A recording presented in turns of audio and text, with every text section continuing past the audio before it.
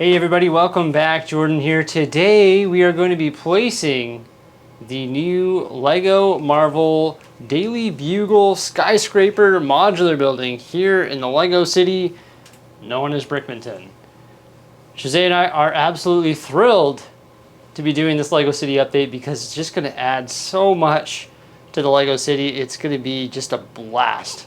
So here we have the Lego Daily Bugle. It's still in my little review station here, and as you can see, it's got no minifigures posed on it. So actually the first thing we're going to take care of is posing all of these minifigures, which for some reason I've just left in a big disgusting pile right here. After reviewing it, I just sort of put them all in a pile and said that's future Jordan's problem. So the first thing we got to do is take all those fantastic Marvel minifigures and place them all over this building and just sort of create an amazing adventure. So it's time to do some storytelling with some amazing Lego Marvel minifigures. Let's get to it. After giving it some serious thought, Jose and I have come to the funny realization that the Lego City, which seems to always be under construction and never complete, is an absolute disaster because we haven't really placed any of the minifigures in the city, and that includes, of course, here on Pop Culture Street. So we're going to take the 25 minifigures, and we're also going to take a huge amount of minifigures from our inventory, and for some reason the ones on top of the Ghostbusters HQ, the ones on top of the office tower over here, and scattered all throughout Pop Culture Street. So we're going to take all of our sort of pop culture related minifigures, and we're going to place them strategically on the Daily Bugle, the Avengers Tower, and all up and down this street here, including right here where we have another Marvel themed street with the Sanctum Sanctorum and also the Daily Bugle. So it's time to get creative, and Jose and I are going to do that, and we're going to tell a Marvel adventure here on Pop Culture Street. I definitely don't know if this is going to happen in this video, but it would be hilarious to put the Quinjet and also the Stark Jet into our city somehow. Of course, that would involve elevating them using trans clear pieces or sort of hanging them from the ceiling. I don't know if that's going to happen in this Lego City update, but you never know. In the near future it might, because we have like the Shield Jet here. This helicopter's from a Marvel set as well. It actually came with Deadpool, but I don't have the minifigure. Then we've got this Hydra vehicle here as well. So in the future, I'm sure we'll make some really cool scenes, even better than the one that we're making today. But we're going to give it our all to transform this street into something special using all of the minifigures we can possibly find. Okay, so we got a pretty good selection of minifigs ready to go here. We've got our Ghostbusters figures up here. Got this vehicle right here. Hawkeye's driving it with Loki in the back there. Igor, I believe his name is, the Hulkbuster. This big guy right here from Infinity War. Some of these Marvel characters, and all of the ones from the DBC here, or the Daily Bugle, including Dr. Octopus and Sandman. Got some Harry Potter figures here, and there's a lot more where Diagon Alley is, and then some random DC ones there. We could pull a bunch off the Bricksie wall. But I think the first thing we're going to do is I'm going to place all the generic civilian minifigures and also some of the employees of the Daily Bugle inside the building, as we may as well have some action going on inside there as well. Alright, so we've got this building action packed here. We've got Sandman out front where he's supposed to be, according to the box art, and some other ones are like that as well, such as Daredevil. We've got the newspaper stand lady working there, and just a generic civilian looking terrified at Sandman. You got Robbie Robertson and also Ben Urich here at their desks. I've left this floor open here. This is Peter Parker's floor because, of course, Green Goblin's going to be bursting through that floor. Spider-Pig right here on the fire escape. I've got an open stud right there. I'm not sure what we're going to put there. I guess we'll find out when we place the building in the Lego City. Spider-Man's just sort of swinging around right here. Just left is Buggy. Then we've got J. Jonah Jameson right here yelling at his secretary. Just on top of the Daily Bugle, we've got Firestar up here. And there are a few minifigures around back here. Did I show you Doc Ock bursting through the wall here?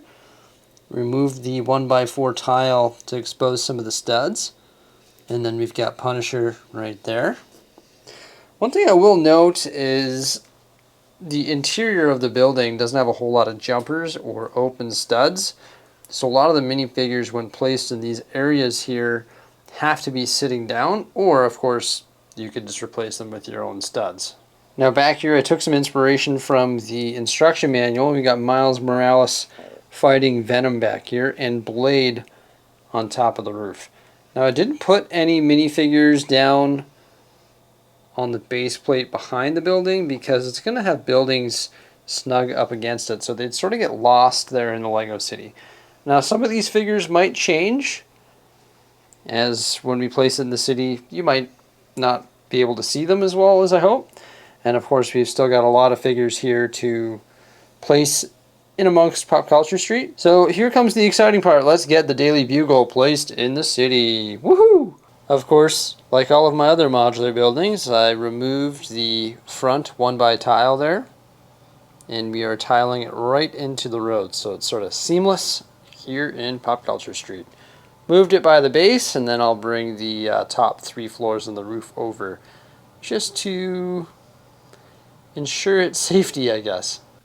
Alright, we've got the Daily Bugle and all of the Pop Culture minifigures placed on Pop Culture Street, and I cannot wait to show you what's going down over there. It's a battle. It's actually more of a multiverse war going on over there. It's pretty crazy. It's hectic. It's the best way to see it all is just to come around this way here where we have all of our pop culture buildings like the Avengers Tower and much more. And you know what?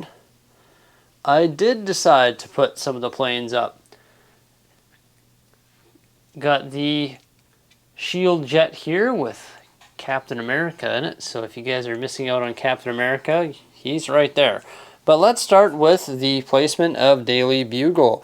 Daily Bugle is right here by the Ghostbusters HQ and also the very random Lego store. Dangerous place to go to the Lego store.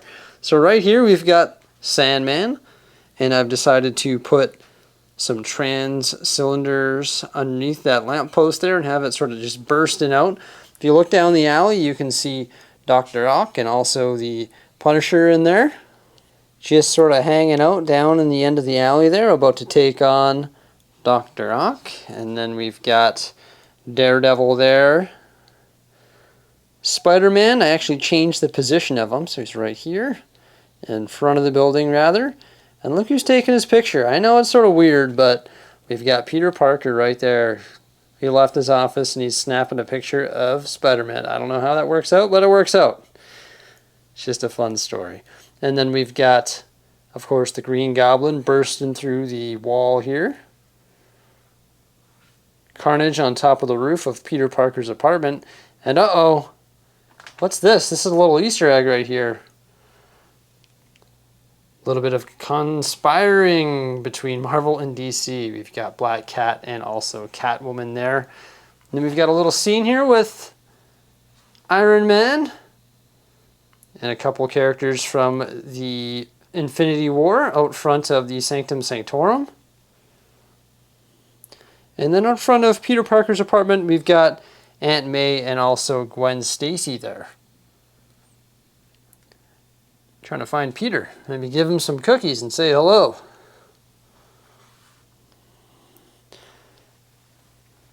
Lots of stuff happening over here. We've got Spider-Gwen taking on Mysterio.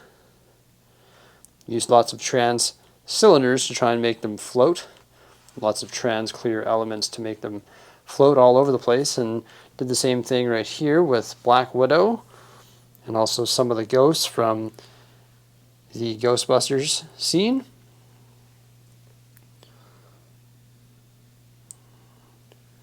The Lego City's still a bit rough. We've still got to do a bunch of refining work, but we're getting there slowly. When I place all the traffic lights, I plan on tiling all these plates into their secure position. Here we go. We've got Hulk. He's gone rogue. We've got Scarlet Witch and also the Hulkbuster taking care of that. And then on top of the Avengers Tower, we've got Thor and also Captain Marvel. Just out front by the hospital there, we've got Hawkeye driving with Loki in the back. This is a very dangerous street to go get some Lego. However, I would be happy to shop at the store and see what's going down, because right across the street from that, of course, we have the Diagon Alley here. And Jose positioned all the different Harry Potter minifigures in front of Diagon Alley.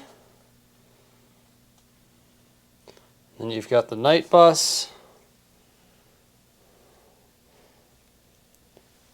No civilians to be seen around here. That's because we actually haven't placed our minifigures in the generic city yet. That's pretty much our placement of the Daily Bugle. We also decided to incorporate the Black Widow helicopter right here as well. Just use some of those trans clear glass panels to lift it up off the ground. Don't really want to start hanging stuff from the ceiling using fishing lines, so that's one way that you can cheat to sort of create the scene with some vehicles. That's not the only thing we got pop culture in the city though. Also got to remember our Rise of Voldemort scene right over here in the graveyard, which of course is right beside the haunted house.